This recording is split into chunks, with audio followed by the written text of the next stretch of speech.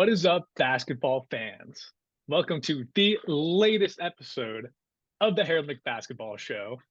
I'm your gracious host, as always, Harold McBasketball, along with my co-host, I Know Ball Paul. How you doing, Paul? I'm doing fine. It's been a couple weeks since the last episode, which was with Sean Mack, I believe. We talked Harden, Maxi, some other stuff. It's been a while, but we're living our lives. And it feels good to be back, especially after the first round of the in-season tournament has been completed. So we're here to react to that, give some predictions, and then second half of the episode, we're hoping to talk about some teams that are overperforming, some that we thought might be doing better from our off-season predictions, and some that are surprising both of us. So I'm ready to get into it. Yep, me too. Before we do that, I will say stoked to be back. Thank you all for all the viewership on the prior video. Killed it. So let's keep it up. We're stoked to be talking ball again. So without further ado, I know we've been edging you all for a while, delaying this podcast, so we're just going to get into basketball now. So let's start over in the West for the in-season tournament. Which even before we talk about teams, let's just talk about the in-season tournament itself. I've actually really liked it. Like, I was a skeptic this offseason where I was like, this kind of just feels like BS. The league is just trying to capture some of the momentum that March Madness has. But honestly, like these games at the beginning of the season like tend to be a little bit boring and insignificant, especially for more casual viewers. So having these games that matter has kind of been awesome. The teams have really been trying. I've been super invested. Like every time they're on, I'm stoked. Like I've already set aside my entire night tomorrow to watch these games. So I've actually loved it. And I feel like from what I've heard on Twitter and from other fans I've talked to, it's kind of been a hit. So mini shout out to the league for pulling the trigger on this. Yeah, I think it could use some tweaking as far as, for me, the random in-season tournament games on Fridays, obviously the court makes it obvious that that's what's going on. But until I tuned into the Pacers and Celtics game, the first knockout game, I wasn't convinced. But after watching that game and the atmosphere in Indiana, it felt like playoff basketball. So at this point, I am convinced, and I was hopeful that it would be this fun. But the group stage games, I'm not super convinced by, and a lot of the courts are very ugly. A lot of bad courts out there. Yeah, Lakers disgusting work as always. Philly, Anyone's got an insane amount of like neon yellow on their court. Like I literally just want to like strangle the designer for it. the Pacers might have the worst. It's like Yeah, neon blue yeah, and then a neon yellow stripe, and then yeah. The neon yellow is just such a no go. the font is awful too. It's like bubble letters, but I do like the idea Yeah, of colorful courts. I'm not against that, but most of them are too bright, and the yeah. stripe. I'm gonna pull up a picture actually. We can kind of flaunt it to the viewers because I can let's take advantage of using Zoom so we can share a screen a little bit. If you describe Let's it, see. my editing skills might allow me to. This thing is disgusting. I think our faces are covering it, but they get the idea. You can see on the left. Okay. Okay, yeah, that's the idea. But yeah, I agree that like group play was like a little bit anticlimactic. Like it didn't feel like it meant a whole lot until we were getting towards like the end of group play. Because there was that one game where the Celtics had to beat the Bulls by 23 in order to make it. And then like I think the Nets also had to beat the Raptors.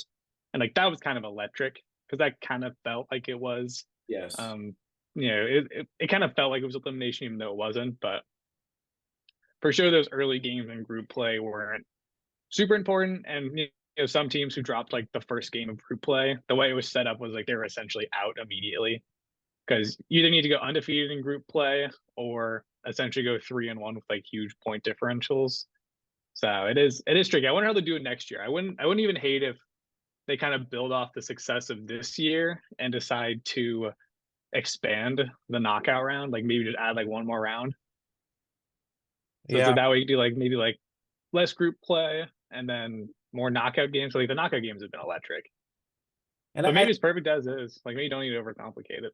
yeah, I think part of the reason the group stage wasn't super successful was people didn't really understand it or had experienced it yet. So maybe, next year it'll make a bit more sense. There'll be that context there. Yeah. Yeah. And the expectation's set now. People Yeah, kind of know you can only lose one game in group play, maybe zero.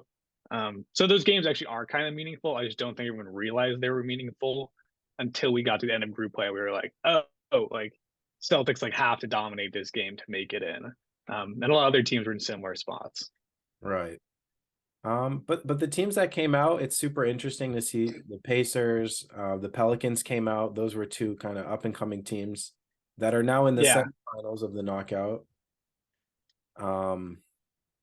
Yeah, I remember going into it, we were saying a lot this offseason that it felt like, maybe like the really good teams were going to take it that seriously. It was going to be a lot of young teams that, go super hard. They're playing all their guys. Like they don't mind playing big minutes.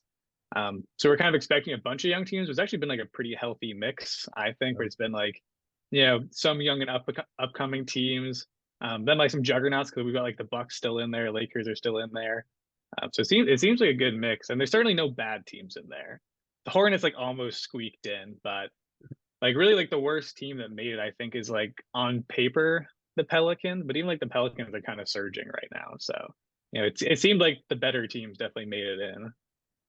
let's talk about the Pelicans because I agree that they are Start surging. there, They beat the Kings in Sacramento, um, smacked them. smacked them, and yeah, man, I'm starting to buy in. There are a few games over, maybe a couple games over 500 at this point, but Trey Murphy is back, Jose Alvarado's back. So good. I'm seeing the vision that you were preaching in the offseason.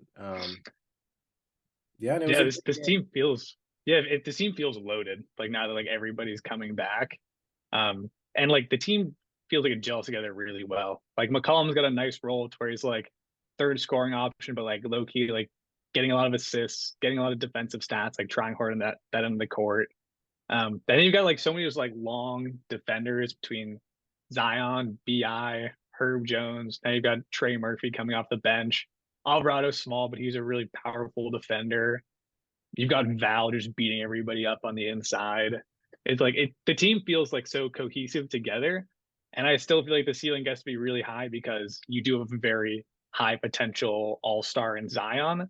So where like if he can like really like ascend and get back up to where he was like 2 years ago, this team can compete with anybody. Zion is for sure the X factor. Brandon Ingram obviously has a high ceiling as well, but the variability there isn't as high as it is with Zion. But Yeah. And Zion's looked really good recently too. Like Zion's been picking it up like the last like 2 weeks or so. And I think he's going to continue to do so. Like I think it's definitely possible he is an all-star again this year. their offense, I think, is so dynamic with Val and the inside out game. They can play with him. They can be kind of a 5-out team. Um, they can kind of just pull up for mid ranges. There's so many different ways that this team can operate, and I think Yeah, they're like a totally. top 15 offense right now, but I think they're going to be a top 10 to 5 by the end of the season. It's going to start clicking, and they have so many pieces. Yeah. Yeah, like if you want to have like amazing shooting out there, you can just go with like McCollum, Murphy, Bi, do Zion at center, and you can also do and I don't know why I'm blanking right now. We totally Fred shut these guys out as well, but their new rookie from um a UConn, he has been really good. He has been phenomenal for I them. might be sleeping on this guy. I know Najee Marshall's kind of awesome too. No, it's It's not him, but let's see. Where is he? Where is he? This great podcasting. Jordan Hawkins. He ah, shoots the lights out, yeah. and they've already been giving him really big minutes. I was streaming in fantasy for a while when I was McCollum gonna was say out, but he is like such a good shooter. It's like if you want to put him out there with like McCollum, Bi, Zion, Murphy, like everybody out there can shoot the lights out except for Zion, really. But that's fine because he'll be playing big and he can just beat everybody up on the inside, wrestle people for offensive rebounds, run the floor, and mhm, even to like play point, like bring back point and Zion and just like shooters. They have so many options. But if they yeah. do want to go like big bruiser ball, they can with like Valanciunas, Ingram, and Zion, and just play these huge guys and just beat everyone up on the interior. So they've got tons of options, and I feel like the offense isn't really going to go stale because if they get cold in one area, they can just completely pivot their strategy. For sure. And CJ, just watching the game against the Kings, like he's so good. He runs around So good. Yeah. nonstop. He scores in so many ways. He gets other guys involved. So I'm definitely buying into this team because I like the Kings a lot too. And I thought they were gonna pull it out. Um, I wish my boy Sasha Vezenkov was getting more minutes. They're kind of Hmm. giving Harrison Barnes all the minutes, and they're both great shooters, but I'm not going to harp on that point too much. But to beat the Kings in Sacramento, I know it's one knockout game, but um, yeah, Yeah, I'm and like the Kings have been really good this year. Like yeah, De'Aaron Fox is having like by far his best season so far. And this team was excellent last year. They're still very good. So I know that was like it was a big win in a meaningful game. So definitely means something. And now they got to face off with the Lakers, who I think they can totally beat. Like if I was like betting on this game, like I would be taking the Pelicans. They kind of like they only barely got by the Suns, and it was definitely like a showdown of like older teams. Like I think the younger team is going to win out in this showdown. agreed. I'm definitely taking the Pelicans over the Lakers. The Lakers won in controversial fashion, obviously against the Suns. Totally. Yeah, LeBron called a timeout during a loose ball. Like the Warriors had like, or sorry, not the Warriors. The Suns had literally just like stolen the ball from them. Yeah, not the best look there. And what were the Lakers down at that point? I forget. I think they were. No, I Tied, don't think so. I think they might have even been like up one or something like that. right? Because I believe the Suns were in a situation where they essentially had to foul, which is why they were like swarming him. It was something like that though. Yeah, big win. The Lakers are actually like climbing back up now. The Lakers are fourth Yeah, in the standings, which is like pretty impressive. It's still kind of a team I'm like very out on right now, but they're surging right now. They're getting some wins. And like some of their players are like starting to play better. Like they're getting some good minutes out of D'Lo right now. Good minutes out of Reeves, who like started off the year really slow. Davis is like it's like I still like to see him score more than like 23 points per game because I feel like he just scored 28. But he's still been like amazing and like one of the best players in the league. So yeah, yeah. no, they've been doing better and they've been winning the games that they're supposed to win. I think I saw a stat where he was shooting like 10% from three or something. Davis, Yeah, he just like he shouldn't be taking them, and I think that's okay. But 27%. I was exaggerating, I guess. yeah, yeah, I'm still not sold on this team though, because like looking at like some of their most recent games, like they still just get like blown the fuck out by like the actually good teams. Like the Thunder beat them by 23 last week. They lost the 76ers by 44. Like this team gets massacred all the time, and I can't buy into it. I I thought they played really well, and I like D'Angelo Russell a lot. He's been very efficient and kind of playing a nice uh third or fourth kind of man role, and Reeves looks okay, but yeah, I tend not to buy in. But then again, it's like when it comes down to it, Anthony Davis and LeBron just perform and they're clutch, and they both played really Yeah, well. totally. Yeah, and I didn't even really mention it yet, but like obviously like LeBron has been like fucking insane, even better than I expected this season. Because like Yeah. because he did look like he was getting a little sluggish in the playoffs last year. So like if it was gonna happen like this, felt like the year where I'd be like Anthony Davis starts scoring more and LeBron scores less. But no, he's still like full on the engine of this offense, and he's been insane. And maybe she can be like in the MVP conversation right now with how good he's been. Um, so shout him, he's pretty good. We'll see what he does with his career.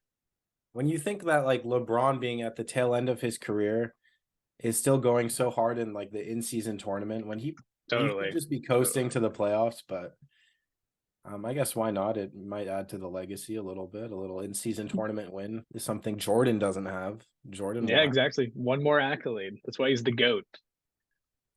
but yeah, seriously impressive. I kind of expect that they're going to start missing some games here and there, LeBron and AD, because they've been pretty healthy so far.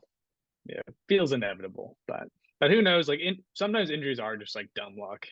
So Yeah, they do stack up for these guys, but it's not out of the question that they could have like, a relatively healthy season. So I don't know. It's been a weird year because like, fingers crossed, but like so far like teams have been like very healthy. And like not to like talk fantasy, I feel like all the guys I was passing up because they're injury prone haven't been hurt and they've been amazing. Like I know. Kevin Durant, still one of the best players. I'm like, yeah, he won in the third round. That was stupid. Um, The season's young though. I mean, Durant got hurt like halfway through for sure, for seasons sure. It's like ago. All-Star break. We'll check in again and kind of see how things are going. But 20 games in isn't nothing. So that's like, we're already almost like a quarter of the way in. Yeah, it is. It does feel like it's been a fairly injury-free season so far, but Yeah, yeah, just Beal. yeah. And to touch on the Suns, man, I think the offense does make a lot of sense, and it's just I guess it's just the interior defense that leaves like it's just a massive hole, Yeah, and it's a lot of yeah. shoot. I mean, they knew what they were getting when they traded for Vujovic. Like you were not getting any interior defense when you made Nurkic, that move. What I say? Vucevic, Did I say Vuj? Whatever. Big European guys. they are similar. Um, yeah, by trading for Nurk, and it's like the back of his like Eubanks. Like you didn't really give yourself like kind of this like they both suck on defense. Like when you got Nurkic, it's like you should have made a play to get somebody like Bismack Biyombo or something who can like be that backup center and like give you something different there. Like give you some rebounding, give you some athleticism, some shot blocking. But like when they go from Nurkic to Eubanks, it's like it does nothing. It just makes the interior defense worse. And the Lakers, I think that's one of their strengths is attacking the basket and not relying too heavily on the three. So LeBron Yeah, was and they were like they're crushing them on like the offensive glass. Like they were just getting so many like hustle rebounds because like Nurk gets a lot of rebounds, but he's slow on his feet. So like if people are like if the so rebound isn't like straight to him, like someone else can just beat him that ball. yeah. I think the Suns need to make some big adjustments. Hilarious that Beal has not like touched the floor essentially. I know he has, but Too funny. Because it's like the move to have this offseason, we're like, yeah, I'm like, well, I don't really know what Bradley Beal does for this team. And he hasn't even played. So it's like, all right. yeah. I see the potential. Like they have some great role players, but they're just a huge hole defensively, and it's just I not balanced enough. I kind of just wish they still had DeAndre Ayton. I don't know. That just feels like it feels like the team would be better. Right? And like Aiden hasn't had like an outstanding season, but like What did that trade end up being? It was Aiton for for them, it was pretty much just like a straight swap of Aiden for Nurk. I think the Suns also got this year little in the trade. yeah. But he's like a deep role player. Like it really was just like Nurk for Aiden. And I think it made their cap like a little easier because like Nurk makes like a little bit less money. So it's a little bit easier for them to have three massive contracts. But I don't know. Like even like I guess I'll have to see how the team looks with Beal back, but I would even like entertain the idea of like having Aiden over Beal and Nurk because I think he gives you something else that you kind of need.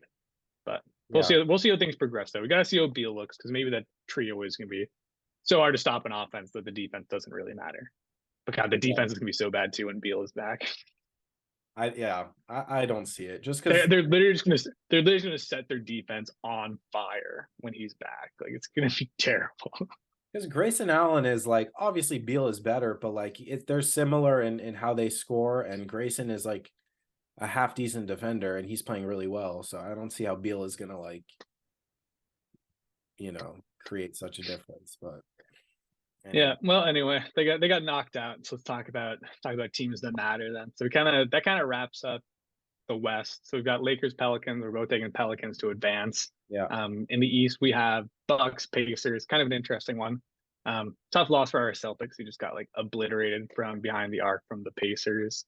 And then we had Knicks, Bucks. Bucks like absolutely demolished the Knicks in the second half. They just couldn't miss any shots. So somewhat interesting games. Yeah, now we have this Bucks Pacers semifinal. Yeah, I'm very excited for Bucks Pacers. I'm definitely more so looking forward to that than I am Pelicans Lakers because I assume the Pelicans are gonna. Who knows though? I mean, they both should be close games, but Pacers Yeah, I'm so intrigued by, and the Bucks are starting to find their way, and they look like a powerhouse team. So yeah. The Pacers are such an interesting team because it's like every time I look at the roster, like kind of said this offseason, like we're expecting this team to like get better. And they've like really taken that step. Like they've been really good this year. but I don't like totally understand why. Obviously, like Halliburton has been like insane MVP candidate, one of the best players in the league, maybe the best point guard in the league. But like outside of that, it's just like they just have like tons and tons and tons of role players. It's like Turner is like fringe, like not like all star, but like probably closer to that than a role player. But outside of that, it's just like they've got all these like random dudes where it's like Neesmith, Bruce Brown, Buddy Hield. Um, Mathurin's like pretty good in his second year, but also like a 10-point per game kind of guy.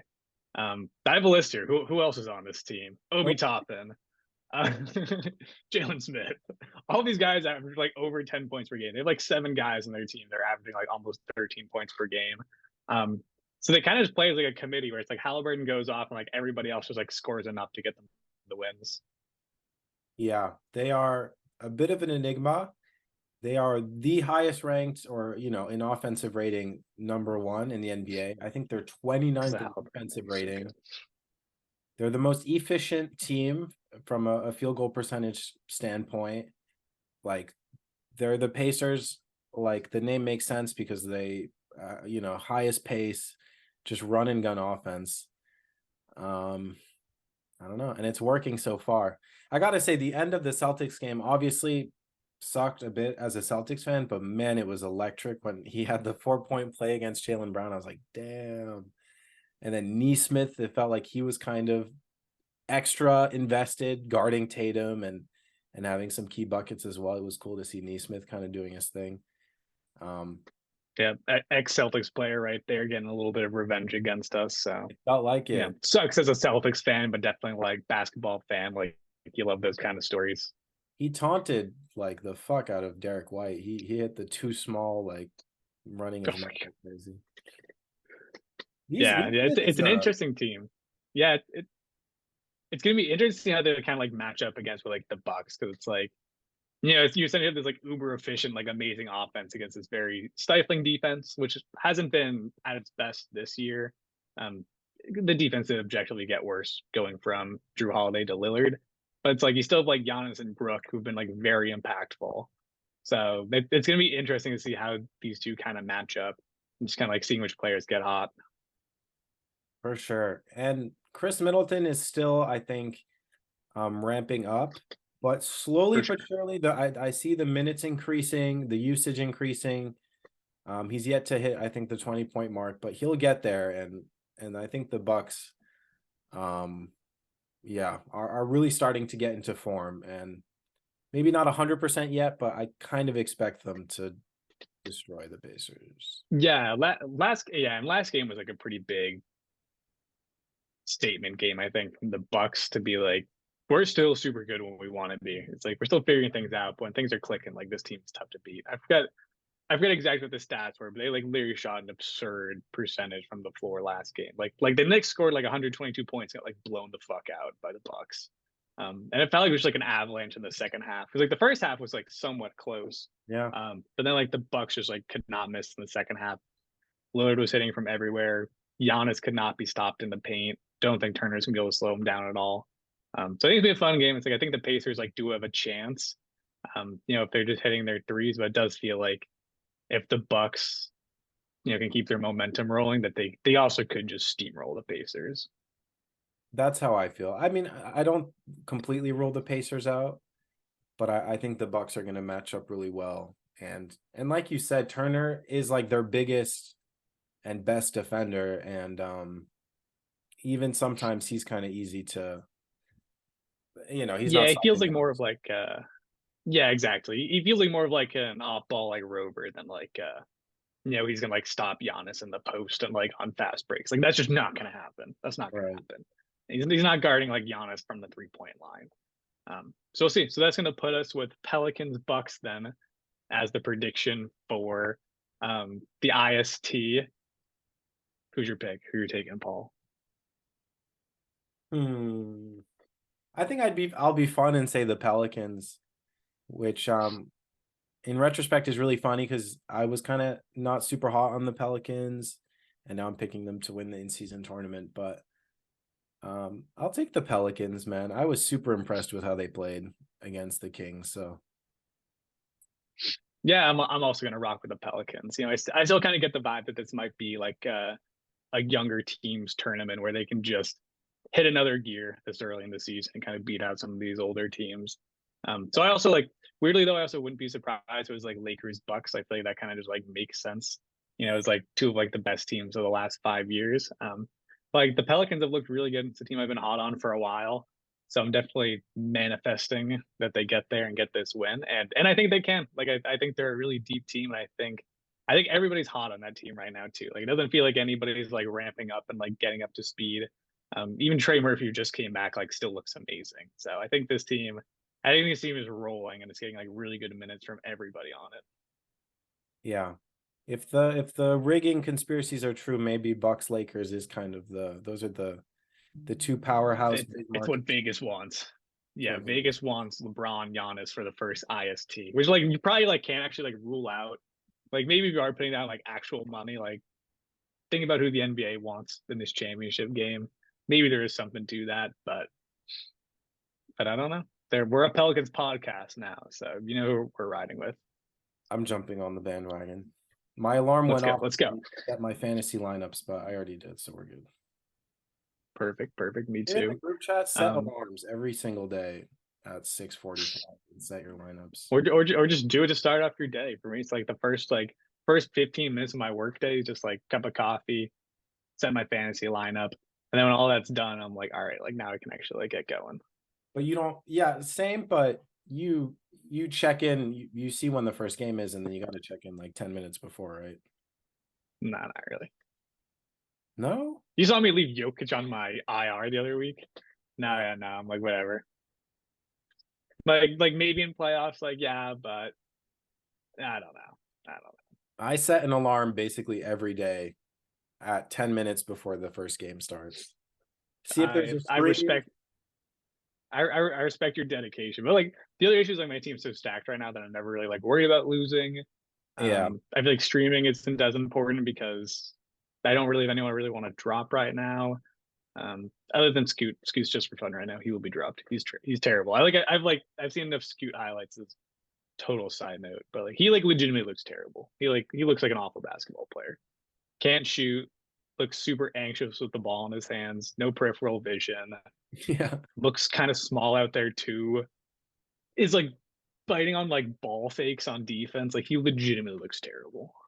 The It's not to say goggles. he's is going to be terrible because like I think he still has some of the tools, but I don't know. It's not looking great right now. This feels like one of those ones where you can jump the gun a little bit. Perhaps. I feel like I didn't make an official take whether he'd be good or not. I think I started drinking the Kool-Aid a little bit, but I do think I was like more leaning Brandon Miller. You had your reservations. I think you were very okay with Miller being taken above him. I liked Miller, but like I was definitely in on Scoot. I was like, yeah, this guy's sick. For the most part, though, I'm like, I don't make any big takes until I see a bit of summer league, a little bit of NBA action. Because Yeah, I and I will say like after summer league, I had like huge reservations because the stats in like summer league and preseason were like terrible. It was like every game was like 2 of 12, 6 points, and I was like, maybe he's just figuring it out. Like this is kind of a red flag, and it's definitely carried over. This is a huge sidebar. We can talk about terrible teams another day. yeah, But yeah, I'm monitoring Scoot. I'm hoping he figures it out because he's on my fantasy team right now. But I don't it's know. the It's not looking great. goggles, man. The goggles prevent the peripheral vision. That's why he. That might be it. Anyway, I think it could be smart to maybe make two videos out of this. We do our in-season tournament, and then we'll be back with the video on the teams that are kind of exceeding expectations. Yeah, might as well. We'll make them some easier listens. Get some more advertising money. It's perfect. Exactly. Yeah, that's what it's about. So let us know who you think is going to win the in-season tournament. We're picking the Pelicans. I think the Bucks have the next best chance. Yep, I agree. Yeah, make sure to bet on our FanDuel. We're gonna be posting parlays all day on these. So make sure to share some of our winnings. I wish we had No, just like kidding. But let us know. Let us know who's gonna win. the live odds should pop up on our screen. Yes. Like they Yes, do during exactly. games now. Exactly. I I hate that. I hate that so bad. Yeah, we can go on a tangent before we wrap this up. It's literally so dog shit. And it's like And like I hate how like they like before every game like they post like the most like bullshit spreads where it's like before like the Suns Lakers yesterday it was like, do you have the over under on Kevin Durant 29.5 points and like some LeBron stat and like an Anthony Davis one? It's like they're like trying so hard to get people to bet on these games, and it's like I don't know, like stop trying. I don't know. It feels a little insincere. Like it feels like they're just very blatantly trying to like scam people out of their money. Yeah, and it's just every personality in an athlete is now promoting it, and it's like there's conflict of interest. I do feel to a certain Yeah, and like totally, and like degree, the but money's too big, so like I get it to where it's like they can't really say no. Like we'll sell it if they offer us money, but like it is kind of like shitty that it's been allowed. Like I think sports betting should be legal. Like I think there has to be a line in the sand between like the sporting events and like the gambling. You know, it's like the gambling should be done through like Vegas and like the MGM casino. Like it shouldn't be like supported by the NBA, and like ESPN like definitely should not have its own betting app mm, because ESPN is like coming out with the news articles that are gonna, I don't know, direct people on how to bet. It's like they literally write an article telling someone to bet this way, set the line to where they profit. You know, they're gonna try to be impartial, but they're also using AI to write their articles. Like I don't I don't know what's going on at ESPN right now. that being said, any of the big betting companies were not opposed to taking sponsorships at this point in our careers. We will sell out, and We totally will. And we're great at fantasy basketball. So like I guarantee like we'd be really good at betting as well. so anyway, join us for the next episode. We're going to talk about the teams exceeding expectations. But for this episode, that's it for us. So like and subscribe. Smash Yep. that. Yep. Thank you all for tuning in. We'll see you on the next one. Peace and love.